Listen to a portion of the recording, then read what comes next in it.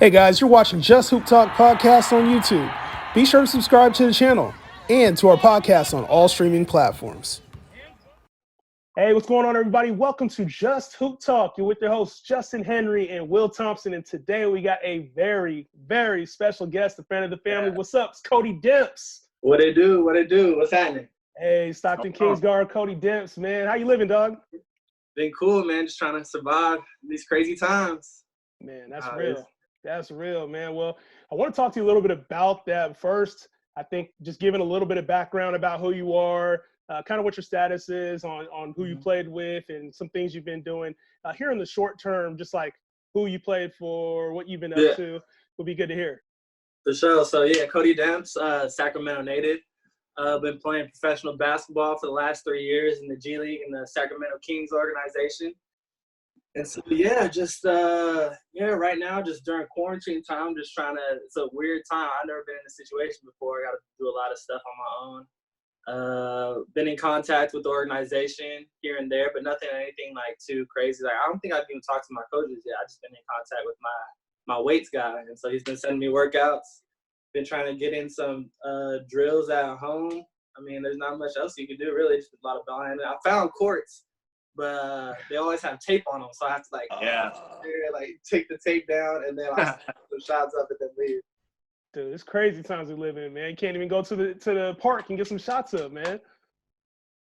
Right, man. Yeah, they got trash bags over the hoops. I even seen some people take the whole rim down and there's not even a rim there. Yeah, that's sad. Yeah, who'd have thought it'd come to that? Dude, and I know you were right in the thick of it too, when it all happened, man. Talk a little bit about that day, just what happened. Maybe walk us through some of that leading up to it that night when everything was kind of announced and shut down. Yeah, so I remember that night we had a game. I forgot who we were playing. I think we were playing OKC. And so we're at home. We're in the locker room doing our normal routine, warming up. And we all heard about this coronavirus stuff. The NBA sent out a couple memos saying, try not to interact with the fans as much, so they kind of shut down some of our autograph signing situations. So you kind of saw it kind of building up, but then it kind of reached that point right during warm-ups when they canceled the Jazz Thunder game. We saw it all on Twitter, they're not even coming out on the court anymore.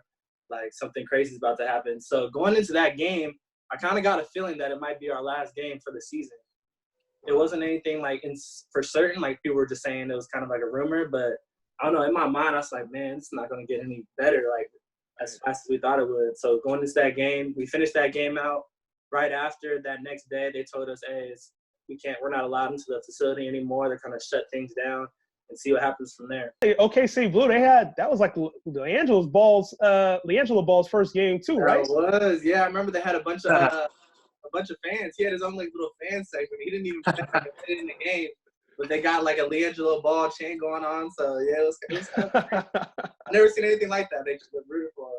That's kind of crazy how much draw that whole Ball family has. That's true.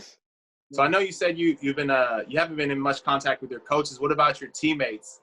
How are you talking to them? Are they working out? What's going on with them? Yeah, man, I'm in contact with a couple. We all got the little group chats. We're saying a couple memes here and there, back and forth. And so, who I've really been in contact with, Marcus. I hit him up because we're trying to get some people to stream for the Kings guard. Oh yeah. So I was trying to recruit Marcus to get on there, but he has Xbox, so I was like, oh man, I can't mess with you no more. The team PlayStation over here. So yeah, I've been in contact with him, but he's been I think he's been handling it worse than me because I know I'm kind of a homebody. And so I'm used to staying home, but I know he said he's about to go crazy just being cooped up, not being able to go out. Yeah. Yeah, so hopefully we can get back in the gym. So I know a lot of the guys that I work with during the summer, that's kind of our highlight of the summer, just getting back in the gym with each other, reminiscing, and just getting better. Yeah, you'll be able to do that. I'm sure everybody's going to be dying to get back in the gym as soon as this thing's the hoop over. sessions are going to be crazy. Man, I can only imagine, dude. And for you, what have you been doing to just stay in shape, stay game ready during this time? Yeah, so I've just been trying to get as many dribbling drills, trying to work on my handle in the garage, trying to make it not as much noise so my roommates can sleep at night. So just been trying to dribble and stuff. And then, doing a lot more running. Usually I'll get my cardio in just by hooping. And so I've really never been a person that'll go out on a jog or anything like that. But lately I've been trying to run around my little area in the Thomas, getting them miles in, just trying to keep that cardio up. Because it's pretty uncertain. Like, they haven't for sure said it's going to be canceled yet, but they're still under the impression that they're going to be able to hopefully, like, not just have the games postponed and get those games in, but you never know. You never know. So you guys were on the verge of the playoffs starting soon? Yeah, so I think a couple of weeks ago would have been the championship. That would have marked our championship. Wow. So right when they postponed this league, I think we had about like 8 games left, I want to say. And so we already kind of poised to be in the playoffs. So we're trying to play our best basketball around that time. Yeah, get some momentum going into there. Dude, that's probably tough, man, because I know for, it being in the G League, like, that's the time for you to kind of shine, make a name, potentially get called up just based off of individual efforts, man. What's that been like, kind of thinking about this could potentially be a lost season, not just for yourself, obviously, but for a lot of players in high school, college, people on the NBA rosters trying to make it. What are your thoughts on just, like, how they can address this to make it right, or if it can be? Yeah, so it's crazy. Like, right around that time where they postponed it I remember last year, that was right around the time where I got my 10-day contract. So that was like around the kind of end of the season where some teams kind of have some money to spend that aren't really trying to make a playoff push, might sign a couple guys just to test them out, see what kind of skill that they might have for the next season. So yeah, right around that time would have been that point where guys are getting called up a lot. It also kind of like bleeds over into next season. They're talking about summer league might not even go on. Man, so that's another spot where guys will be able to show out. Not only guys that are coming up in this draft class, but guys that have been in the league for a while too. And yeah, that's another thing. Like, it's going to be tough for these draft class guys, so they might have to do those. I've already seen the NFL have kind of like virtual workouts where someone will tape them doing a workout in like a closed place. But a lot of these GMs and people and scouts like to see those guys in person. And so, yeah, it's going to be weird what kind of strategy they're going to take, whether they're just going to try to draft a couple guys and stash them just to see what it's like, or they're going to go for the home run certainty that they've seen. So it's going to be weird. No doubt. Something I'm curious about, Cody, is like, this is like, for me, I don't even play professionally. This is one of the longest stretches I've gone without playing 5-on-5, right? Yeah. So thinking about you guys, like, how long does it take to get back into shape? This is almost like an off season, like you haven't played in over a month. So how long do you think that takes, Man, I know the NBA kind of had some not rumors, but kind of put in a little training camp session, like indefinitely if they get the season going. And so, yeah, to get back to that point, like, I think you'll be able to like get your skills back, get your win back. That won't take that long, but kind of having like that same momentum as a team, like just like knowing where people are at, kind of getting to know your teammates all over again. So I think that will take the longest. Yeah, especially like going into like this time where playoffs, you want to be playing your best basketball. So I think the level of play might be kind of lesser than most years if they return to basketball at all. Yeah, right. That's great. And you think like for you, just having that, because it would be like a preseason almost. It'd almost be like an exhibition. Guys trying to work out the kinks, the teammates trying to find each other again. Yeah. You think it would be better if they do resume, like say the NBA, G League, all this comes back. You think a playoff format where it's like a tournament, they hop straight into a tournament style or potentially a playoff style will be best? Or do you think there needs to be a few games to ramp up, like to end the season and then start the playoffs? Yeah, it's going to be tough. Like, this is such an unprecedented time that they're definitely going to have to test like some unprecedented measures that they've never done before. And so for me, it just depends on what team I was on. Like, if I was the Lakers, I'm cool. Like, I don't need to play any more games. I don't want to risk anything. Like, let's get straight to it. But if you're in like the Kings situation where they're battling for that playoff spot, they might benefit by having a couple games, like a play-in situation for that 8th spot or anything like that. So yeah, I think it would just depend on what team you're on. Oh man, and that's crazy, dude. And I think one of the things that's crazy is just like thinking about the unknown, just not knowing what's going to happen, kind of puts you in a weird spot, And I think we all got things like, for me, one of the things I like to do, just spend time with my family. I got back, started playing Madden again, man. Yeah. What are some things you've been doing to kind of take your mind away from like what's going on and kind of bring it back home? Yeah. So I think that's one thing that I see guys struggling with is just that uncertainty. Like, oh man, when's the next job gonna happen? And so what I try to do to combat that is just, if it's out of my control, I try to let it go. Right. It's like there's no way I can control it. I'm not gonna be able to get the virus for the coronavirus or get the cure for the coronavirus by myself. Right. So it's something that I try not to worry. And by doing that, I just like spending time with my family. I think really grounds me. Just being able to talk to them, just joke around with them, maybe even reminisce about old times is something that'll get my mind off uncertainty. Or even playing video games, something I like to do as well. Yeah, I've definitely been seeing a lot of that from you, the online streaming. How's that going? I saw you played the dude from the Kingsguard and all that. Yeah, my man. Ball like seeing me. Yeah, it was cool. It was a cool experience. That was the first time kind of meeting like a professional gamer. And I felt like I was doing the interview. I felt like I was asking most of the questions because I was so interested about like how he came about this whole situation. And so, yeah, we're just gotten to talking. He's just turned 21. He's from Philadelphia. He's a young dude. And basically, he was there for the first season when they started the 2K League, which was 3 seasons ago. And basically, he said that he saw the tryouts come up. He's just started grinding. And at that time, he was in college.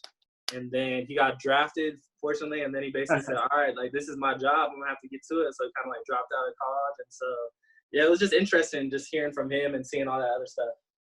Yeah, so they got the draft. They got tryouts. That's crazy. It's like it was a whole process. And first he was with the Dallas team, and then he got like let go and got picked up by the Kings. And so it's crazy. Yeah, he had to move out from Dallas all the way out to Sacramento from here. So yeah, it's a job. So it's kind of crazy just thinking about like where we've come to, where people would be like, "Oh man, get off that video game, man. You're wasting your time." But some people get paid doing that, like millions, like the big time streamer guys.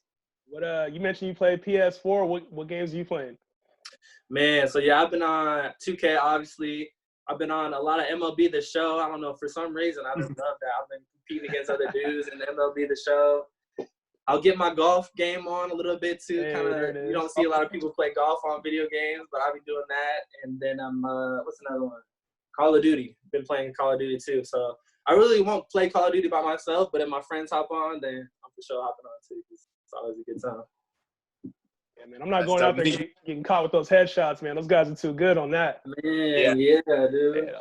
I try to stay away the video game stuff passed me up a long time ago. I haven't. See, I was playing like Mario Brothers and stuff. I can't even compete now. Yeah, exactly. Yeah, Super Smash Bros. Yeah, exactly. Those are classics. No, man. Another thing that I've been doing, I know a lot of people have been doing in the hoop basketball world, is talking like about history. A lot of basketball history has come up now because there's nothing on. Can't watch anything. So a lot of people are just digging up old history, talking about top 5 guards or who's the best big man. And obviously the big topic of conversation right now is who's the GOAT, man.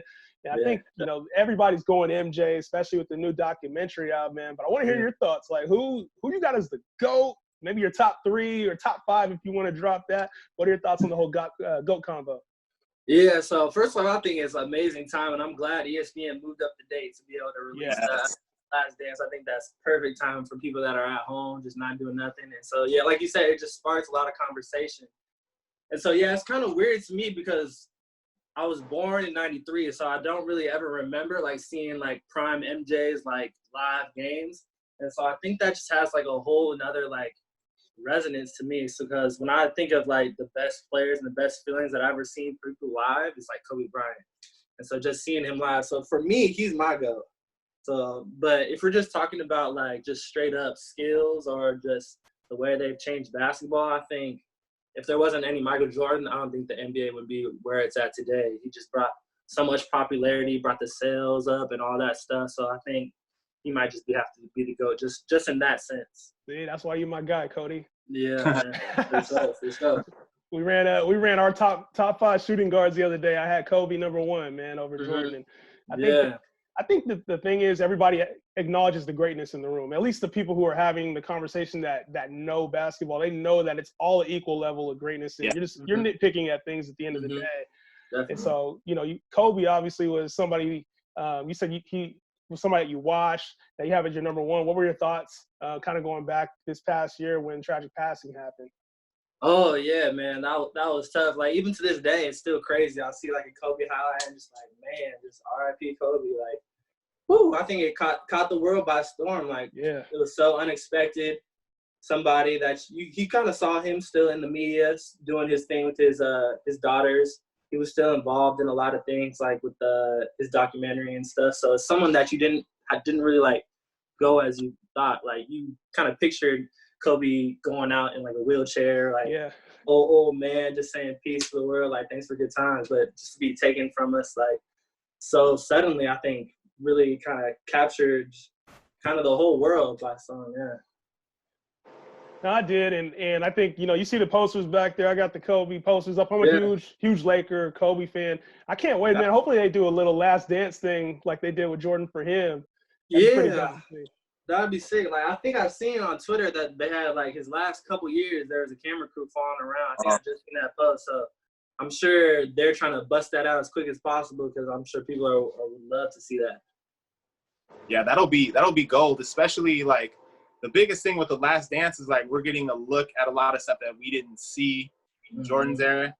Yeah. And even Kobe's career, like early in his career, there wasn't Twitter and all that stuff. So we didn't see a lot of Kobe at a young age. And so that'd be super interesting to see kind of his story from the beginning to the end, Yeah, that makes a really good point. Like a lot of that stuff you don't really see with like social media nowadays.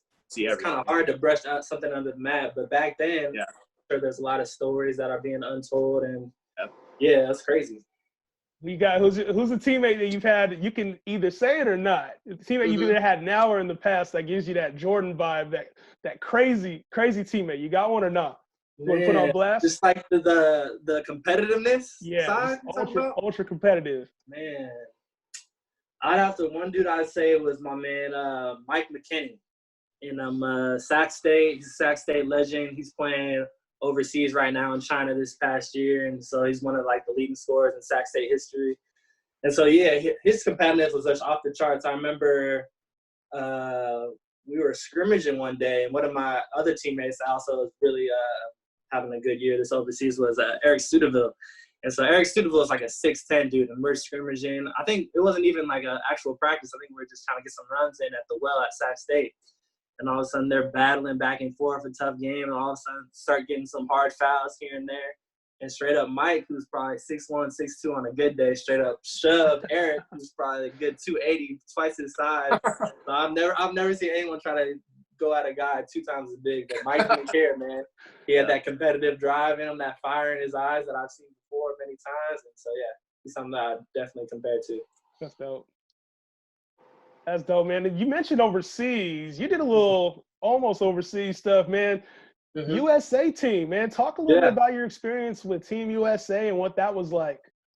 Man, just first of all, I was really happy to be recognized as one of those members of that team because just being recognized as one of the better players in the G League, that felt amazing. And so, I got out there. We were in Miami for a couple of days kind of training as we were going to take on Puerto Rico twice. And so, it was cool meeting all those guys that I played against a lot over these past couple of years. Some guys I haven't played against and just seeing a lot of them went to big colleges, played in big college games, and even a lot of them had a couple of NBA experience. And so, just meeting those guys was cool, just seeing how they take on the game of basketball, how they approach practice and all that stuff, and also the coaching staff. Got to meet Mike Fratello, who I've seen on TV plenty of times, coached in the NBA before, so just trying to pick his mind. Trying to listen to the entertaining stories that he had as well. And so, it was cool. We went out. Our first game was in Puerto Rico, and that was probably the craziest game that I've played in a while. It was packed out. The house was packed out. Fans were going crazy. Every point they made, it was the game-winning shot. The whole crowd went crazy. Even though we were up by 20 for most of the game, it made it seem closer because they were just getting excited for every bucket. So I look over the scoreboard just to make sure, like, man, is it getting close or what? So, that was cool. And then we played them again back in D.C. and then obviously beat them again. But even there, they had a huge following, huge fan base come out to our game in D.C. So it was crazy just to see kind of how much how people kind of take on their teams overseas. Because I've heard stories about the European teams that are just like that. Like every point they make, they're going crazy. And so, even it was a different kind of basketball too. It was a little more physical. definitely the style and of play is definitely a lot different than what it is in the NBA. So it's kind of interesting just to see the differences. Yeah, I'm sure with like all the international rules and everything, right? Yeah, different rules here and there. No defensive three in the key.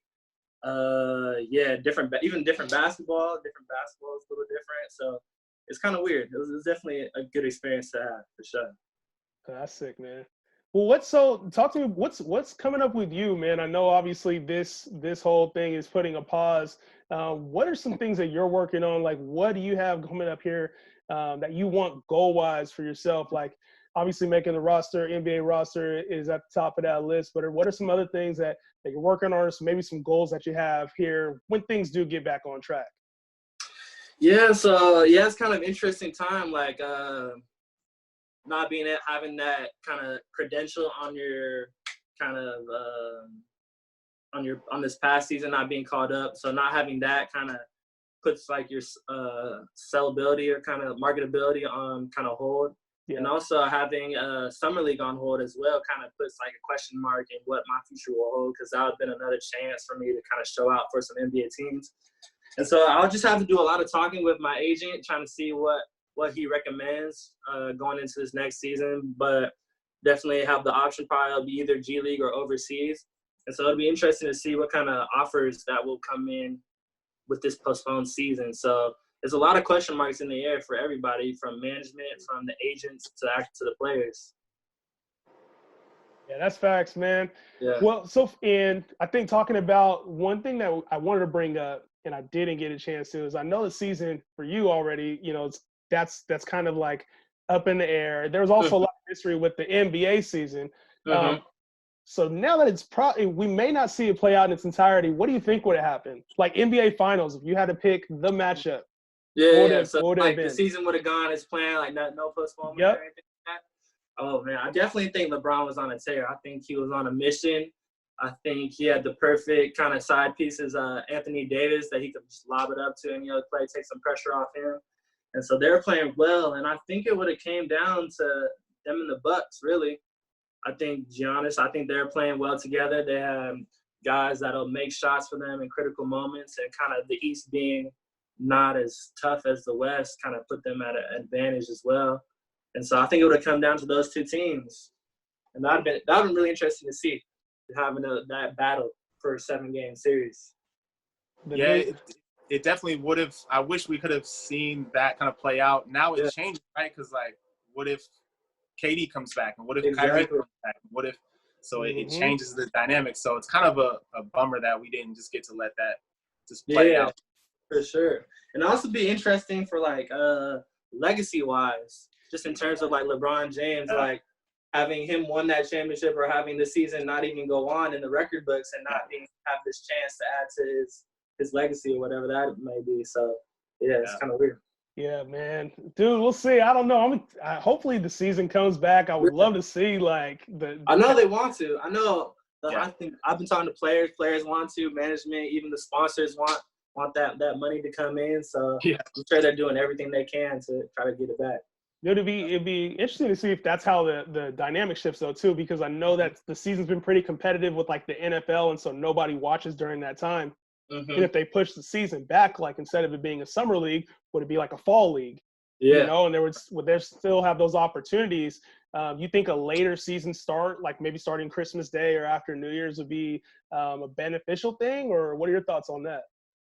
I think they'd have to do, if they were going to play out the rest of the season in that summer/fall part, they would have to. I think they'd have to push the season back. And so, are you talking about just in terms of like competing with like the NFL and other sports that are going on during that time? Well, yeah, just in general, because it's the start time that affects a lot of different things. If they're going to be playing ball instead of starting up in the summer and then having the training camp in the fall, everything kind of just getting pushed back.